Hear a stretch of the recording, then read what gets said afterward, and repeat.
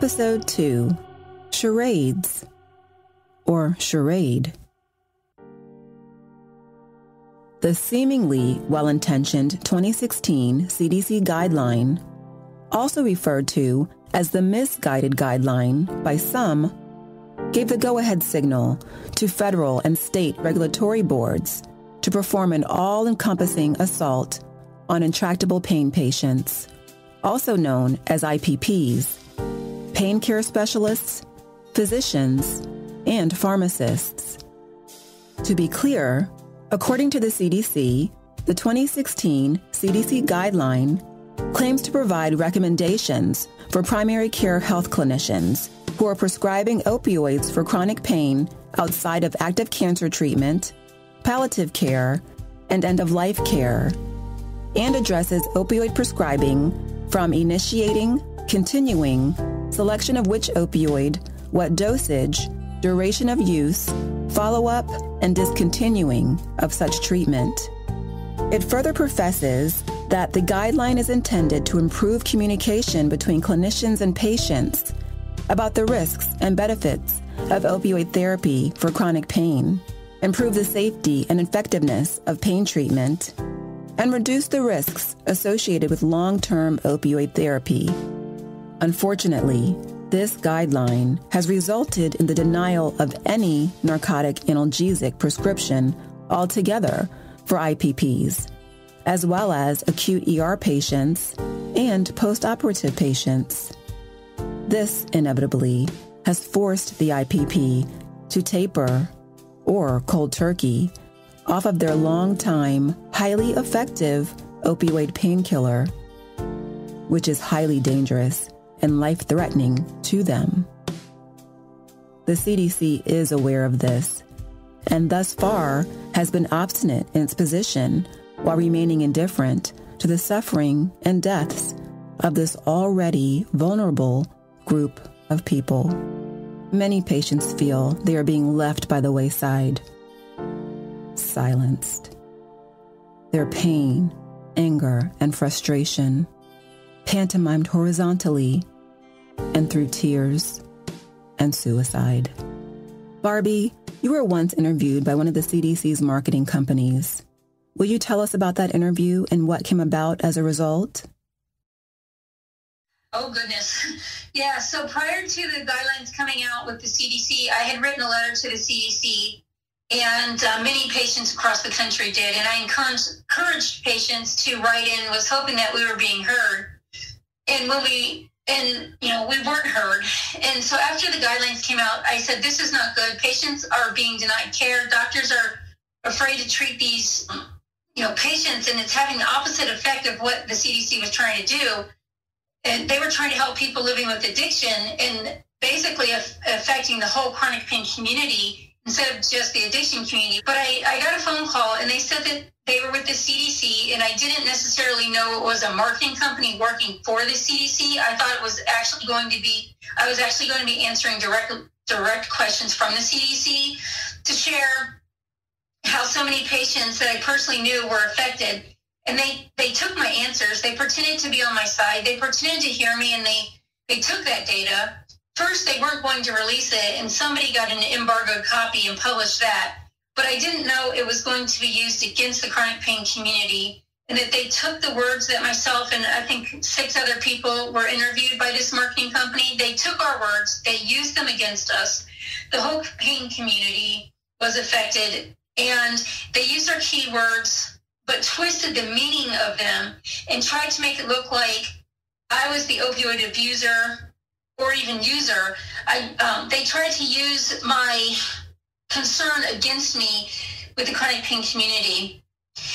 Literally, they used it to put teeth and backing into their opioid guidelines, which was hurting suddenly probably tens of thousands, maybe hundreds of thousands of pain patients were abruptly cut off, weren't getting the care that they needed. They were tapered down to a level, if they weren't just abruptly cut off, to a treatment level that wasn't working. They suddenly, were not able to work their full-time jobs because they lost that care, and many of them couldn't work at all. And that marketing company used those interviews to hurt us. There's thousands of examples of patients that tried to commit suicide, contemplate suicide. They weren't getting the care that they needed, or they were at least able to manage through, and then all of a sudden they weren't. They really had no purpose in life or had lost their hope. Tom, who we also spoke to in episode 1, is another one of the millions of chronic pain sufferers negatively impacted by the 2016 guideline. Tom, how has your life changed since the CDC 2016 guideline was published? It's changed tremendously.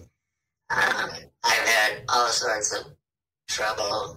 It started with one pain and management doctor who I guess became nervous about what they considered high doses, although I had been on the same dose with him for at least 2 or 3 years. And it went back and forth with all sorts of things, and I went in for surgery, and I told him that I was going to need him to handle post-surgical pain management. And he told me that he wasn't going to be able to increase what he was giving me post-surgical because I was on such a high dose. Well, I've taken up to 3 times the amount that I'm taking right now, so it's not such a high dose. It's a high dose compared to that morphine equivalent nonsense that this CDC 2016 recommendation came out with. And he's, I think, afraid of drawing the attention of the DEA or of medical boards. And 2 weeks after the surgery,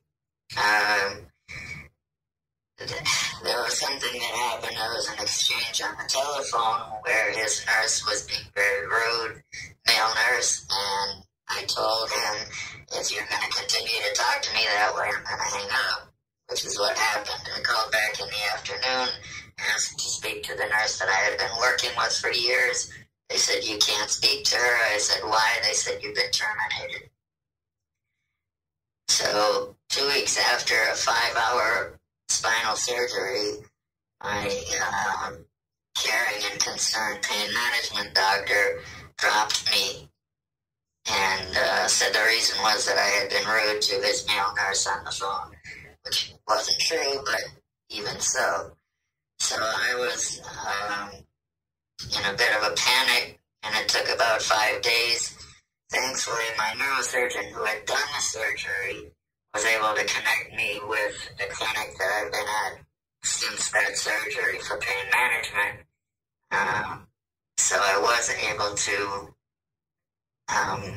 keep post-operative pain control, but there were 5 days that were 5 very long days that I had no idea what I was going to do or how I was going to be able to deal with this. As far as I know, I was out. I was done. And it's very difficult to find pain management doctors.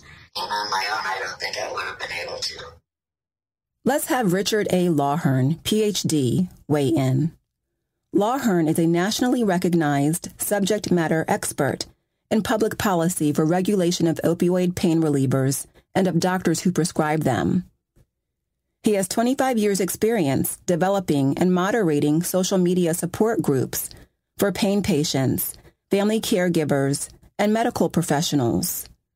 150 of his papers, articles, and interviews have been published in a mixture of medically oriented journals and mass media. He sits as a non-physician patient advocate on editorial boards of the American Council on Science and Health and the journal Practical Pain Management. This is one of those places where we have to be very candid about a problem that is a bureaucratic mess by any measure. A lot of the problems patients are facing right now boil down to the impact of a document that was written in 2016, which was a CDC guideline on the prescription of opioids to to patients with chronic non-cancer pain. That guideline was published in March of 2016, and it had an immediate impact on medical practice, and an impact that's been increasing ever since. The opioid guidelines of the CDC were extremely restrictive, and they basically said if a doctor is treating a patient with more than 50 morphine milligram equivalent daily dose, and that's called MMED, with more than 50 MMED, they should conduct a risk versus benefit review and determine whether continuing that therapy is really in the patient's best interest. If the dose is above 90 MMED, any general practitioner should transition that patient to a pain medicine specialist, because GPs don't have the kind of training that's necessary to determine whether such a high dose, at least they use the term high dose, is medically appropriate or not. Unfortunately, what happened almost immediately after the CDC published its guidelines was that states all across the U.S., I believe it was about 37 of them, took the guideline not as guidance for a safety review, but as a hard limit on the permissible dose and duration of opioids for use in chronic pain. And they wrote even more restrictive guidelines that really, between the lines, if you will, were telling doctors, if you prescribe above 90 MMED, you're in trouble. You shouldn't be doing that. So since 2016, and almost entirely a result of what CDC did and published, at least 40%, probably more than 40% of all general community clinics and GPs in this country have stopped taking new patients for management of pain. And there's a couple of studies, one of them done in Michigan, that suggest these numbers. And in fact, even among the practices that are continuing to treat pain, large numbers of them are forced tapering their patients down from whatever dose they had to 90 MMED or less. And that practice of forced tapering is a very risky procedure.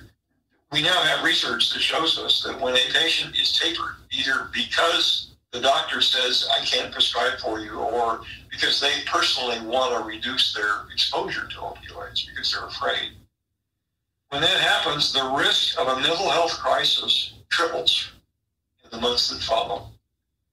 And mental health crisis generally meaning a serious medical breakdown involving an awful lot of breakthrough pain. And the risk of opioid overdose just about triples too. And we're not quite so sure we know why the overdose thing happens, but it does. And it's been confirmed by more than one investigating team. You know, there are a lot of veterans in pain. So what has that amounted to for them? American veterans have been affected by the guidelines because about a year before the guidelines were published, the Veterans Administration put out a document that they called the Opioid Safety Initiative. And I can tell you there is no more unsafe document in medical practice than that one. The Opioid Safety Initiative has been directly responsible for an increase of almost 200% in veterans' suicides. This is an article that was published just within the last month in the Washington Post, and there's been a very good commentary on the article by Dr. Josh Bloom, who's a PhD, in the American Council on Science and Health. What we have discovered, basically, and this is confirmed from multiple sources, is that when doctors taper a patient in order to protect the doctor, substantial numbers of the patients die. And they die from suicide because their pain becomes so overwhelming that life isn't worth living anymore. And I can confirm that one from my personal contacts in social media. I hear from patients literally every week who are considering suicide because their doctors either can't or won't prescribe adequate pain relief for them. we're seeing a major medical crisis that challenges the continuing practice of pain medicine. And that crisis can be laid squarely at the door of the U.S. CDC. What we've got here basically is a lot of government overreach. What are concerned physicians doing to counter the guideline and its damage? 300 doctors got together and they published an open letter to the CDC in a major and very reputable medical journal in which they put their reputations behind a basic assertion.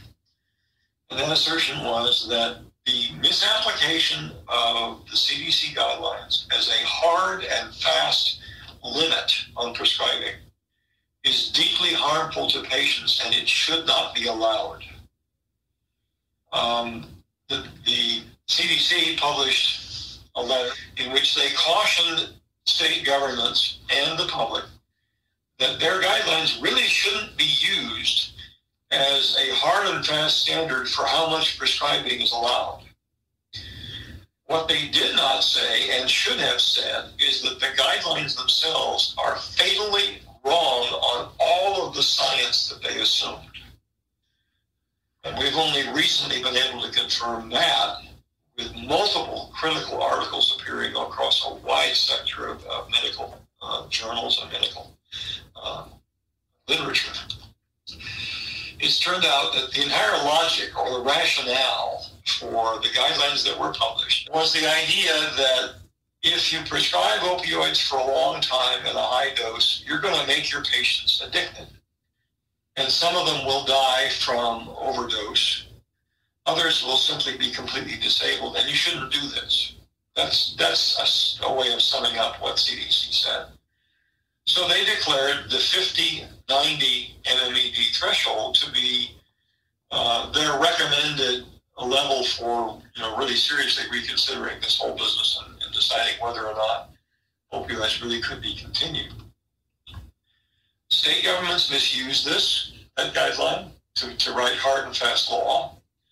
State medical boards, the outfits that review doctors' practices and they review complaints against doctors. Those outfits basically use the same criteria the CDC put out. And it turns out that an awful lot of the literature that was used by the writers of the CDC guidelines in 2016 made use of a very artificial, you could call it a nomenclature or a terminology for describing the effects of opioids. The other thing that we found out since 2000, well, it was known well before 2016, but CDC ignored it, is that there is about a 15-to-1 range in minimum effective dose for an opioid, for any opioid, in individuals. In other words, certain of us do very, very well on an opioid at about 20 MMED. And a few of us, it's probably slightly smaller numbers, have to be dosed over 300 MMED even to notice that we're getting an opioid. There is also a literature here that says because of the genetics of opioid breakdown in the human body, there are people out there who are hyper-metabolizers. That means they break down an opioid into the components that go into the brain very, very rapidly.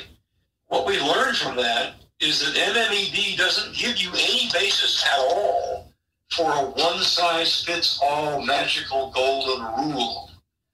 But the CDC created just that, a magical golden rule that says don't prescribe over 90 MMED unless you're specially qualified and unless you document the bloody heck out of everything you do, so you can't ever be accused of practice that was dangerous to the patient.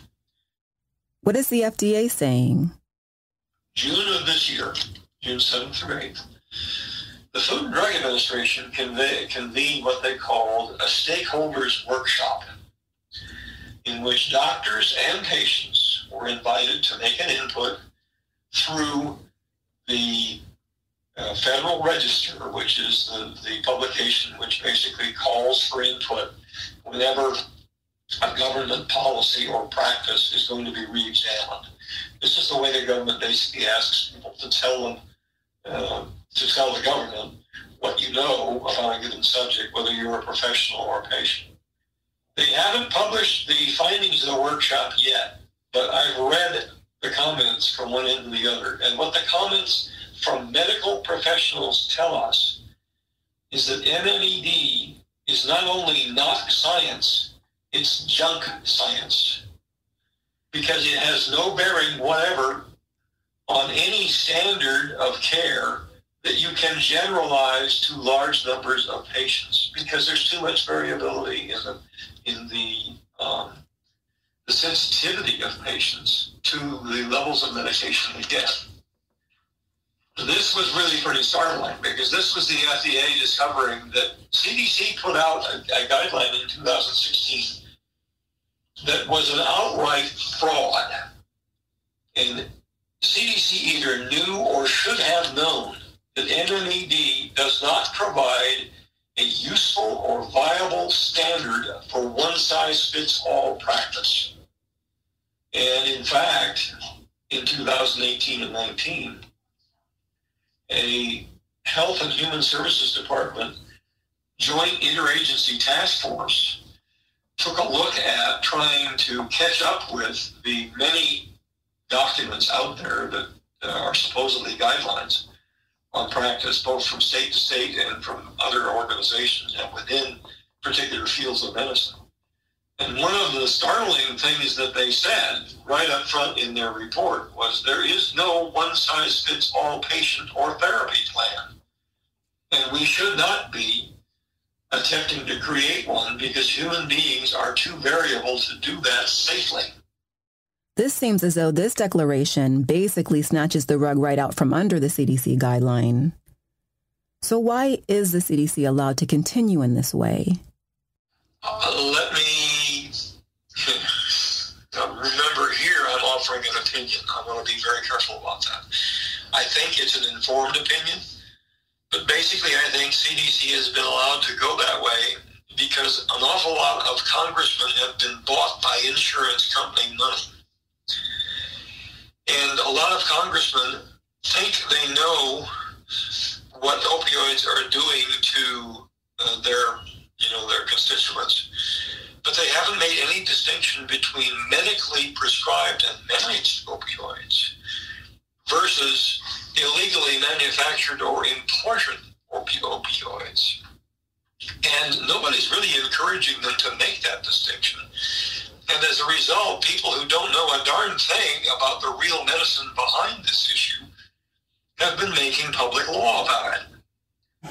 But what I've been saying to people is that the data don't support the policy, and they never have supported the policy. CDC publishes a lot of data on prescribing rates and on opioid overdose deaths, or at least deaths that are attributed to opioids as one of several possible causes. And they've been doing this for close to 20 years.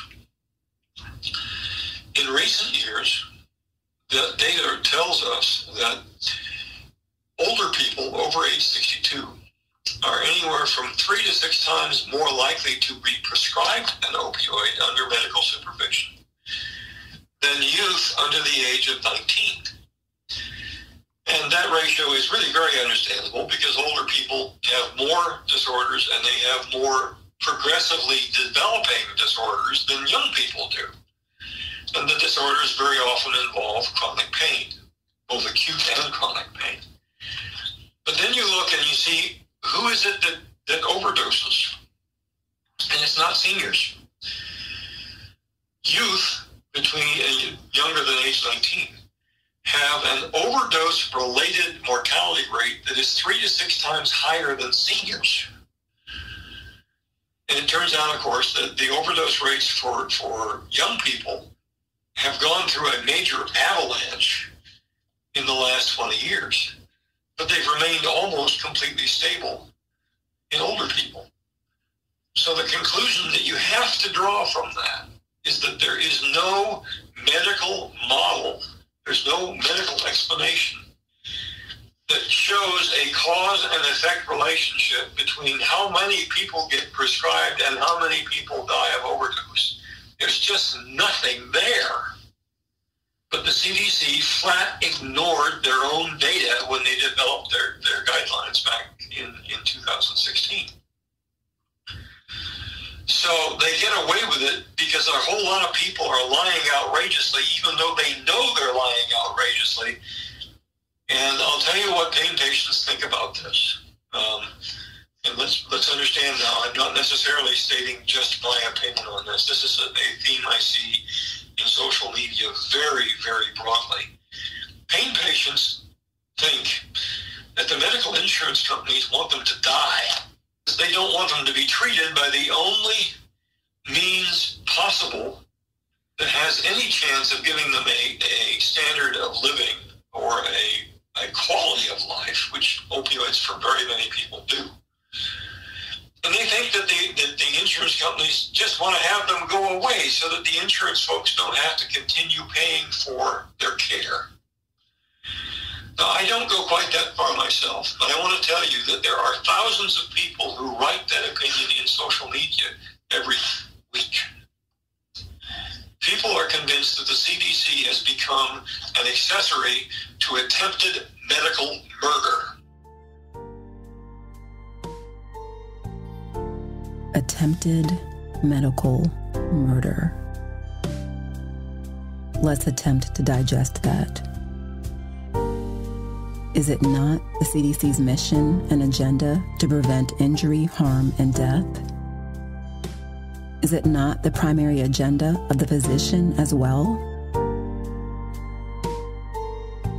In the next episode, we'll talk about the physician's agenda, or rather, the agenda of a small group of physicians, as we discover the name of their game. I'm Eve, and this is Chronic, the Pain Game.